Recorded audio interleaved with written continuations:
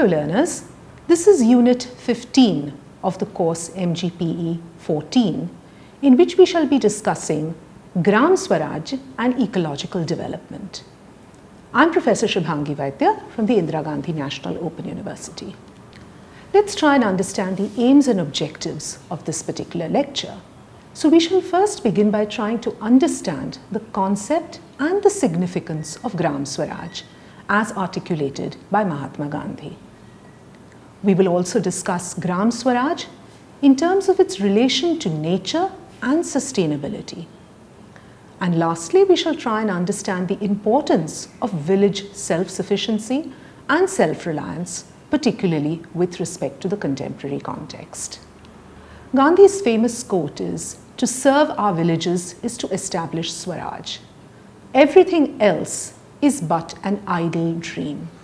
As you know, for Gandhi, India lives in its villages. And his constructive program was a blueprint of the India of his dreams, wherein he dreamt that every single individual would attain real Swaraj. His interaction with the villagers during his various tours of the country made him realize the dire state of the villages, and he sought to mitigate this through social regeneration. Gandhi proposed sweeping reforms to attain the real Gram Swaraj. You are aware of his successes in the ashrams of Phoenix and Tolstoy settlements, and these were exemplary models of self-sufficiency and caring for nature.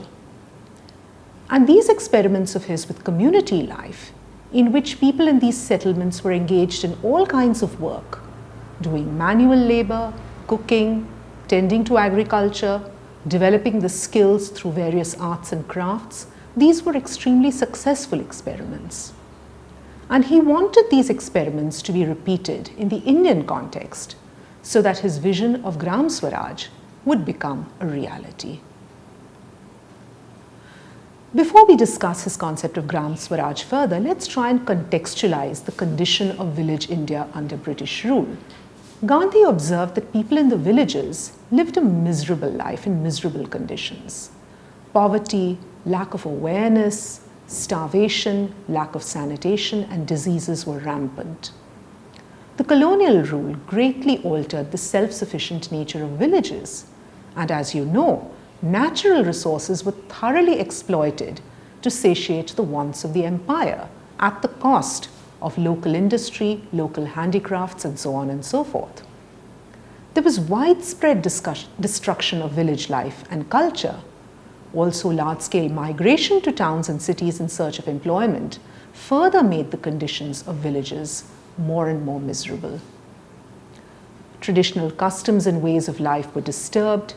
Unexpected transitions to urban life made it very, very difficult for people to cope with these transitions and changes, further eroding the fabric of social and cultural life.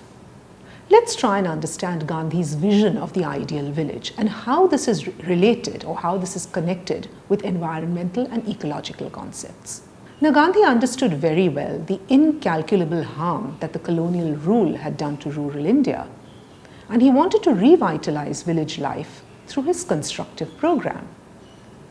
According to Gandhi, an ideal village is possible to realize only when one develops a sense of self-sufficiency and depends more on indigenous culture and economy. As we've discussed earlier, his establishment of ashrams emphasizes his belief in the value of living a rural life, a life that is close to nature, in tandem and in harmony with nature. And his ashrams were models of village development and community life. They also played an important social function in that they negated caste, creed, and other divisive identities. Gandhi wanted to achieve Sarvodaya, and we've discussed this in earlier lectures also, that is the upliftment of all. In today's terminology, we can say that Sarvodaya refers to inclusive growth, wherein all the sections of the society get the benefits of development and all of them develop and benefit and get the basic goods required for a good life simultaneously. There is not development of one section at the cost of another, as we see in modern capitalist development.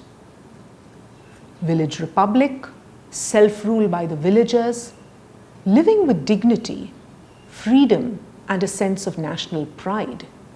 Bread labor, spinning, craftsmanship, and cottage industries. These were some of the very, very important focus of Gandhi's entire vision of what the ideal village would look like. And because of its interdependence, because of the way in which the ideal village would help every individual to develop, a spirit of harmony would naturally prevail. His constructive program dealt extensively with his ideas on women's empowerment, total independence, self-sufficiency, promotion of village industries, cattle keeping, nature cure, hygiene, compost making, organic farming, eradication of untouchability, encouragement of cropping patterns, agricultural and irrigation practices. In other words, if you just look at this list, you will see that for Gandhi, society, culture, economy, values, and environmental concerns all are part and parcel of each other. So in his vision of the kind of ideal village and the kind of rural life that he prescribed, we see the fundamentals of ecological and environmental thinking. Gandhi actually idealized a life of mutual caring and sharing, concern for each other, and living with tandem in nature as the basis of village life. Of course, many critics have questioned this very, very idealistic and utopian kind of vision that Gandhi had, and we shall talk about it in a little while.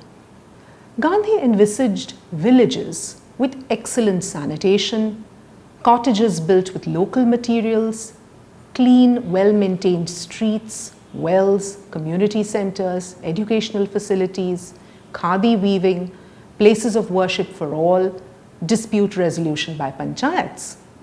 However, he was not unaware or he was not impervious to the reality of village life at the time. He deplored the conditions of the villages that existed at the time, the filth, the disease, the squalor, the illiteracy that kept people trapped in very, very miserable existence. As he said, any true lover of democracy and village life can take up a village, treat it as his world and soul work, and he will find good results. He begins by being the village scavenger, spinner, watchman, medicine man, and schoolmaster all at once. So this vision that Gandhi had of adopting villages and actually working from the bottom up towards making them the kind of ideal village that he envisaged, this was a very, very important aspect of his thinking and his vision. Let's talk now about the concept of Gram Swaraj as propagated by Gandhi. For Gandhi, freedom in its real sense was the Sarvodaya and Swaraj of the village and subsequently the nation. His idea of the Indian society was based on the development of the village as its basic unit. And he wanted villages to show the world how to live a harmonious life and to make it sustainable by protecting its resources with the utmost care and concern, producing indigenously and distributing the benefits.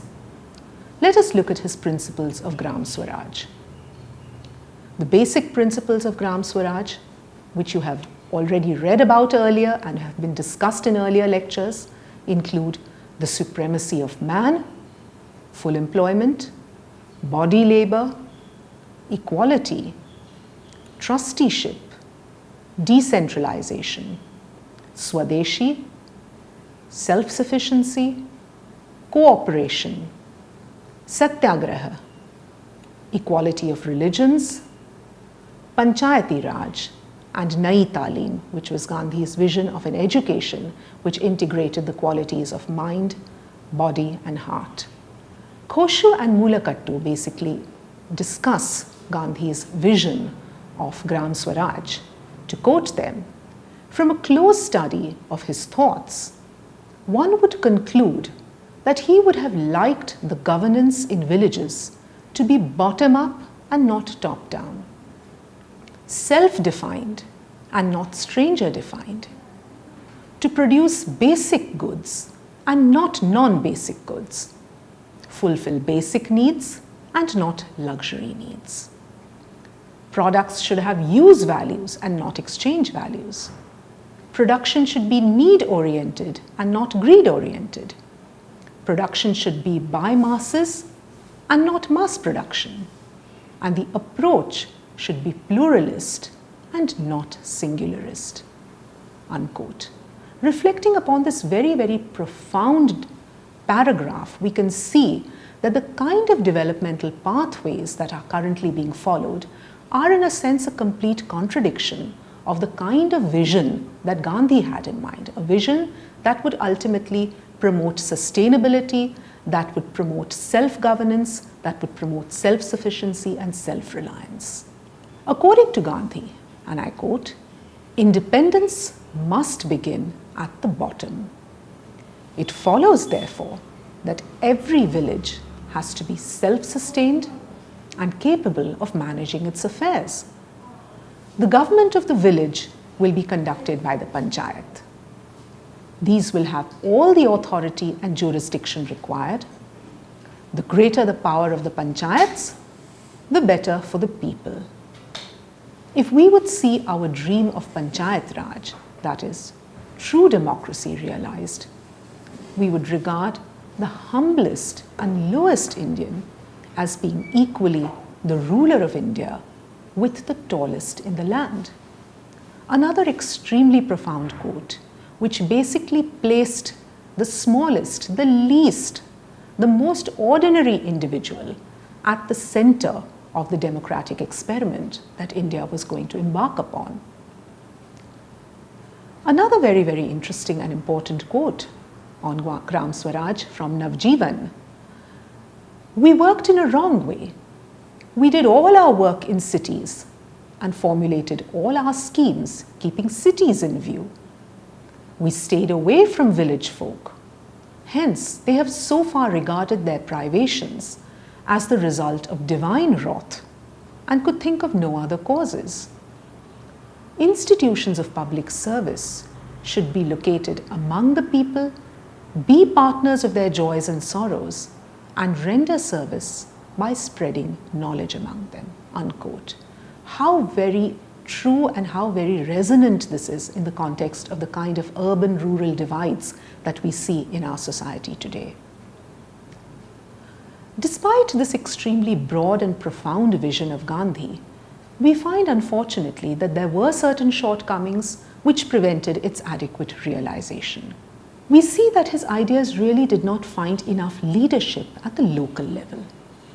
The planning and implementation of ideas was mostly done through external leadership by people who were not really familiar with the village conditions. Secondly, for the average man or woman, these ideas became impracticable as they failed to reach the standards that were set by Gandhi. The village workers also faced much criticism, especially when it came to issues like untouchability and insanitation. Deeply ingrained prejudices in society are very, very hard to weed out, and they faced these realities in their work.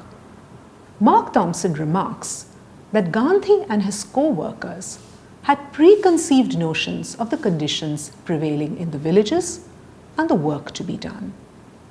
The Gram Sevaks would often impose Gandhi's experimental theories outright without familiarizing themselves with the actual problems experienced by the villagers.